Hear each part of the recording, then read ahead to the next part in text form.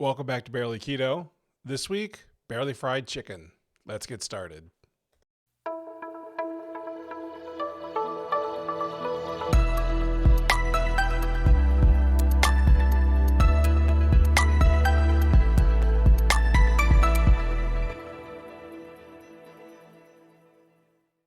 So we're going to jump right in. This is a really easy recipe. This is the brine. So we start with 1 cup of the total 1¼ cup because we're going to divide it because you need some more buttermilk for later. So put a cup of buttermilk in and then put a couple splashes of Tabasco sauce, however much you like. I do about 4 or 5 shakes. And then we're going to add in the spices, which are all pre-measured, and there's garlic, paprika, cayenne pepper, black pepper, things like that. The recipe's up on the Google Drive. Then we're just going to whisk that together and prep the chicken. The chicken's going to go in the marinade like the morning of. So if you're going to serve this for dinner, you can do all this the morning of. You just want to cut your chicken breasts in half. So I did boneless, skinless for this, but I find that the bone in, skin on does yield a better product. And I've also found that the smaller the pieces that you use, the better the end result's going to look for the flour not burning. So we're just going to put this in the refrigerator, cover it up with the lid, give it a couple shakes. I find the shaking doesn't always get it underneath the chicken breast because they're like suction cups, and then just put that in the fridge. Now we're going to start the frying part.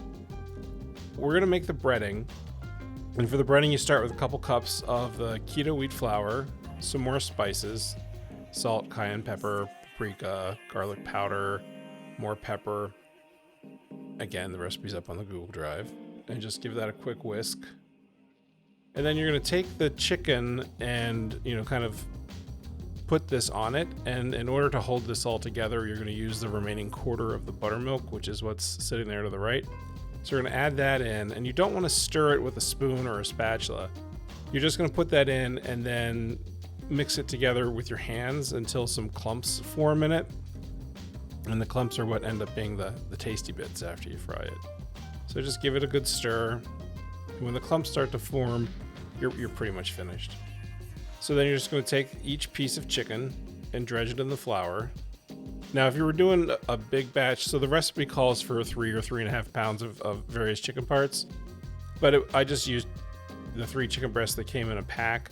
And so I was working in batches here because just the way the chicken breasts were shaped, I ended up with 3 small pieces and 3 kind of bigger pieces. So I wanted to do the small pieces together in one batch and the bigger pieces together in another batch. And then there's Jim walking by in the background. Even though I told him I was recording, he had to do dishes because they're never ending.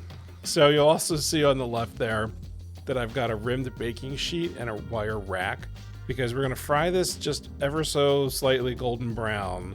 And then we're going to finish it in the oven at 350. And I was doing a test on this. I did one batch at 350 degrees in the oven and one batch at 400 degrees. And the 350 degree batch came out better. It was the right color, and it was nice and tender. It took a bit longer to cook, to be honest, but only like 4 or 5 minutes. And then you're always going to take its temperature with a meat probe anyway. And the oil has to be at 375, and I just find an electric fryer makes it all easier to calculate and fool around. Now, in between your batches, you want to make sure that the oil has a chance to recover and get back up to 375. Make sure that you're checking the temperature or it's not going to come out right. And originally this recipe came from The Science of Cooking, and then I've just kind of tweaked it over the years. All right, so we're going to do the second batch, same as the first. These are the slightly bigger breasts. And it's interesting, I still haven't wrapped my head around the fact that you can eat chicken skin and it's not bad for you. Weird. A lot of unprogramming to do. And seriously, these are just in and out of the oil. No matter what you use, whether it's coconut flour, almond flour, this is the King Arthur keto wheat flour, it's going to darken in the oven more so than what you're used to with like gold metal. So you want to just get this ever so slightly browned and then let the oven do the rest of the darkening. That's the color you're going for there. And here's the finished product. Because I did it at 2 different temperatures, the smaller pieces ended up coming out first, so they were in the warming tray. And then the bigger pieces, and you see how that chunk just fell off there?